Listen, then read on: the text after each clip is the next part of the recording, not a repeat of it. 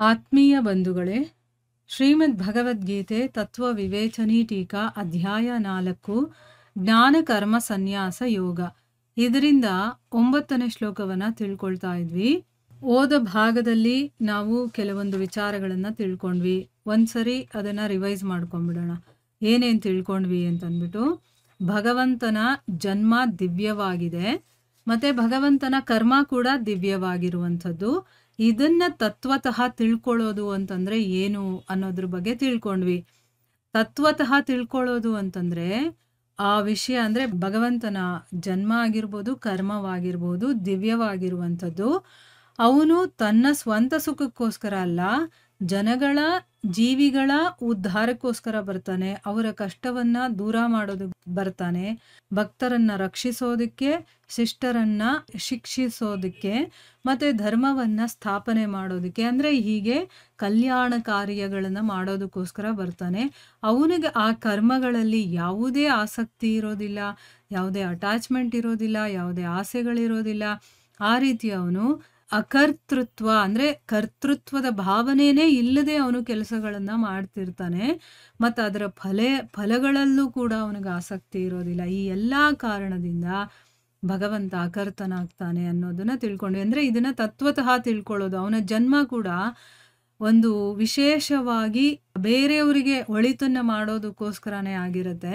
ತನ್ನ ಭಕ್ತರು ನನ್ನ ಲೀಲೆಗಳನ್ನ ನೋಡ್ಲಿ, ಕೇಳಲಿ, ಅದರಿಂದ ಆನಂದ ಪಡೀಲಿ ಅನ್ನೋದಕ್ಕೋಸ್ಕರ. ಅಂದ್ರೆ ಅವನು ಏನೇ ಮಾಡಿದ್ರು ಅಥವಾ ಅವನು ಏನೇ ಅವತಾರಗಳನ್ನ ತಗೊಂಡ್ರು ಕೂಡ ಅದು ಅವನ ಸ್ವಂತ ಸುಖಕ್ಕೋಸ್ಕರ ಅಲ್ಲ, ಅವನು ಪರರ ಹಿತಕ್ಕೋಸ್ಕರ ಅವನು ತಗೊಂಡಿರ್ತಾನೆ. ಇದನ್ನೆಲ್ಲ ನಾವು ಯಾವುದೇ ಒಂದು ಅಪನಂಬಿಕೆ ಆಗಿರ್ಬೋದು ಅದರಲ್ಲಿ, ಅಥವಾ ನಮಗೆ ವಿಶ್ವಾಸನೆ ಇಲ್ಲದೆ ಇರೋದು, ಆ ರೀತಿ ಭಾವನೆಯನ್ನ ಇಟ್ಕೊಳ್ದೆ ಸಂಪೂರ್ಣವಾದಂತಹ ಶ್ರದ್ಧೆ, ವಿಶ್ವಾಸವನ್ನ ಇಟ್ಕೊಂಡು ಆ ಒಂದು ವಿಷಯವನ್ನ ತಿಳ್ಕೊಳ್ತೀವಲ್ವಾ, ಇದನ್ನ ಭಗವಂತನ ಕರ್ಮಗಳು ಮತ್ತೆ ಜನ್ಮವನ್ನ ತತ್ವತಃ ತಿಳ್ಕೊಳ್ಳೋದು ಅಂದ್ರೆ ಅರ್ಥ ಅನ್ನೋದನ್ನ ನಾವು ತಿಳ್ಕೊಂಡ್ವಿ.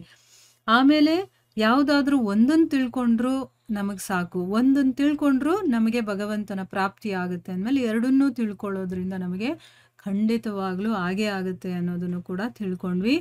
ಆಮೇಲೆ ಇಲ್ಲಿ ಪುನರ್ಜನ್ಮವನ್ನ ಪಡೆಯೋದಿಲ್ಲ ಅಂತ ಭಗವಂತ ಹೇಳಿದಾನಲ್ಲ, ಹಾಗಾದ್ರೆ ಪುನರ್ಜನ್ಮ ಸಿಗ್ಲಿಲ್ಲ ಅಂತಂದ್ರೆ ನಮಗಿನ್ನೇನು ಸಿಗುತ್ತೆ ಅಂತಂದಾಗ ಭಗವಂತ ಸ್ವಯಂ ಸಿಗ್ತಾನೆ ಅನ್ನೋದನ್ನು ಕೂಡ ನಾವು ತಿಳ್ಕೊಂಡ್ವಿ.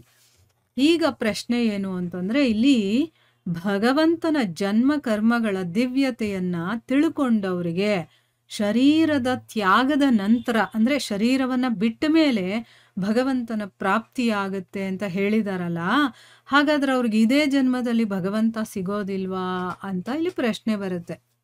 ಅಂದ್ರೆ ಈ ಜನ್ಮದಲ್ಲೇ ಸಿಗೋದಿಲ್ವಾ ಅಂತ ಅರ್ಥ.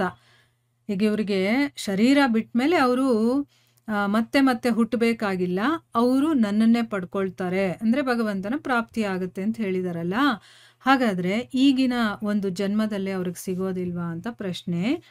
ಉತ್ತರ ಏನು ಅಂತಂದ್ರೆ, ಈ ಜನ್ಮದಲ್ಲಿ ಸಿಗೋದಿಲ್ಲ ಅನ್ನುವಂಥ ಮಾತೇ ಇಲ್ಲ. ಅವನು ಯಾವಾಗ ಭಗವಂತನ ಜನ್ಮ ಮತ್ತೆ ಕರ್ಮಗಳ ದಿವ್ಯತೆಯನ್ನ ಯಾವ ಸಮಯದಲ್ಲಿ ಪೂರ್ಣವಾಗಿ ತಿಳ್ಕೊಳ್ತಾನೋ, ಅದರಲ್ಲಿ ಒಂದು ಸ್ವಲ್ಪನೂ ಡೌಟ್ ಇರಬಾರ್ದು, ಏನೇ ಒಂದು ವಿಷಯಗಳಾಗಿರಬಹುದು ಅದರಲ್ಲಿ ಒಂದು ಸ್ವಲ್ಪನೂ ಅವನಿಗೆ ಸಂಶಯ ಇರಬಾರ್ದು, ಕಂಪ್ಲೀಟ್ ಆಗಿ ಅವನು ಆ ಭಗವಂತನ ಜನ್ಮ ಮತ್ತೆ ಕರ್ಮ ಎರಡರ ದಿವ್ಯತೆಯನ್ನ ಪೂರ್ಣವಾಗಿ ತಿಳ್ಕೊಳ್ತಾನೋ, ಅದೇ ಸಮಯದಲ್ಲೇ ಅವನಿಗೆ ಭಗವಂತ ಸಿಕ್ಬಿಡ್ತಾನೆ. ಆದ್ರೆ ಸತ್ತ ಮೇಲೆ ಅವನಿಗೆ ಪುನರ್ಜನ್ಮ ಆಗೋದಿಲ್ಲ, ಅವನು ಭಗವಂತನ ಪರಮಧಾಮವನ್ನ ಹೊಂದುತ್ತಾನೆ. ಅಂದ್ರೆ ಸಿಗೋದಿಲ್ಲ ಅಂತಲ್ಲ, ಈಗ ಆಲ್ರೆಡಿ ಆತ್ಮ ಸಾಕ್ಷಾತ್ಕಾರ ಆಗಿರೋರು ಅಂದ್ರೆ ಅರ್ಥ ಏನು, ಭಗವಂತ ಸಿಕ್ಕಿರೋರು ಅಂತ ಅರ್ಥ. ಅವ್ರಿಗೆ ಆಲ್ರೆಡಿ ಭಗವಂತ ಸಿಕ್ಕಾಗೋಗಿದೆ. ಬಟ್ ಅವ್ರು ಈ ಒಂದು ಪ್ರಪಂಚದಲ್ಲಿ ಇರ್ಬೇಕಾಗಿರೋದು ಇನ್ನೂ ಸ್ವಲ್ಪ ದಿವಸ ಇರುತ್ತಲ್ವಾ, ಅಲ್ಲಿವರೆಗೂ ಇರ್ತಾರೆ. ಸತ್ ಮೇಲೆ ಮತ್ತೆ ಬರೋ ಹಾಗಿಲ್ಲ, ಸತ್ ಮೇಲೆ ಅವರು ಭಗವಂತನ ಹತ್ರಕ್ಕೆ ಹೋಗ್ತಾರೆ ಅನ್ನೋದು ಅರ್ಥ. ಈಗ ನಾವು ಸತ್ ಮೇಲೆ ಮತ್ತೆ ಬರಬೇಕು, ಆದ್ರೆ ನಾವು ಕೂಡ ಇದೇ ಜನ್ಮದಲ್ಲಿ ತತ್ವಜ್ಞಾನದ ಮೂಲಕ ಈ ವಿಷಯಗಳನ್ನೆಲ್ಲ ತಿಳ್ಕೊಳ್ತಾ ಬಂದಾಗ ನಮ್ಮಲ್ಲೂ ಕೂಡ ಆ ದಿವ್ಯಜ್ಞಾನ ಉದಯವಾಗಿ ನಮಗೂ ಕೂಡ ಭಗವಂತ ಏನು ಅನ್ನೋದು ಗೊತ್ತಾದ್ಮೇಲೆ ನಾವು ಅದನ್ನ ಅರ್ಥ ಮಾಡ್ಕೊಂಡ್ವಿ ಅಂತಂದ್ರೆ ಭಗವಂತ ನಮಗೂ ಸಿಗ್ತಾನೆ. ಈ ಜನ್ಮ ಮುಗಿದ ಮೇಲೆ ಮತ್ತೆ ನಾವು ಬರುವ ಹಾಗಿಲ್ಲ ಅನ್ನುವಂತಹ ವಿಷಯವನ್ನ ಇಲ್ಲಿ ಹೇಳ್ತಾ ಇರೋದು. ಅವನು ಭಗವಂತನ ಪರಮಧಾಮಕ್ಕೆ ಹೊರಟೋಗ್ತಾನೆ.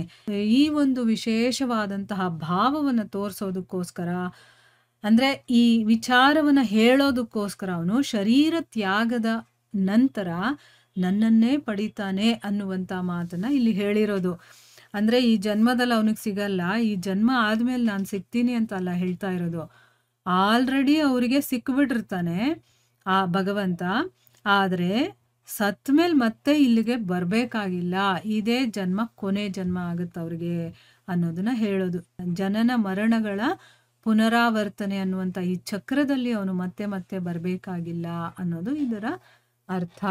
ಎಷ್ಟು ಕ್ಲೀನಾಗಿ ತುಂಬ ಡೀಟೇಲ್ ಆಗಿ ಎಕ್ಸ್ಪ್ಲೇನ್ ಮಾಡಿದ್ದಾರೆ. ಇದು ಒಂದೇ ಶ್ಲೋಕ, ಇಷ್ಟುದ್ದ ನಾವು ಎಕ್ಸ್ಪ್ಲನೇಷನ್ ಕೇಳಿದ್ದೀವಿ.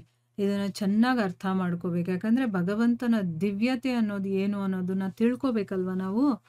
ಸೊ ಸ್ವಲ್ಪ ನಿಧಾನವಾಗಿ ಇದನ್ನು ಕೇಳಿ ಸ್ವಲ್ಪ ಕೂತ್ಕೊಂಡು ಅದ್ರ ಬಗ್ಗೆ ಯೋಚನೆ ಮಾಡಿದಾಗ ನಮಗೆ ಕ್ಲಿಯರಾಗಿ ಅರ್ಥ ಆಗುತ್ತೆ. ಯಾಕಂದರೆ ಭಗವಂತನ ದಿವ್ಯತೆ ಏನು ಅನ್ನೋದು ನಮಗೆ ಗೊತ್ತಾಗಲೇಬೇಕು.